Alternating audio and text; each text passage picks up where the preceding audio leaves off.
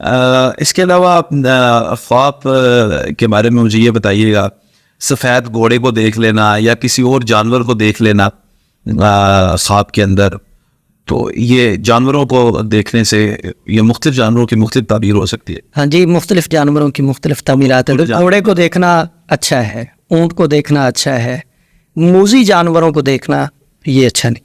جیسے شیر وغیرہ، ہاں ان کی تعبیر اچھی. شیر کو دیکھ لیا، شیر کو دیکھ لیا تو شیر کی تعبیر بھی دشمن ہی کی طرف ہوتی ہے، حاسدین کی طرف ہوتی ہے. پھر آگے اس پہ منحصر ہے کہ اس نے نقصان پہنچایا یا اس سے بچ گیا. پھر وہ اسی طرح آپ کا جو ہے بالکل ٹھیک. جناب بہت شکریہ خواب کے موضوع کو ڈسکس کرنے کے لیے، اور اس میں بڑی اہم چیزیں جو ہے وہ ہمارے سامنے آئی. میں جو لوگ ہیں ان سے گزارش کروں گا کہ آپ اپنے خواب جو ہیں وہ نیچے ہمیں میسج کریں تاکہ ہم مفتی صاحب سے دوبارہ آپ کے خوابوں کے بارے میں بھی ایک اور سیشن کریں.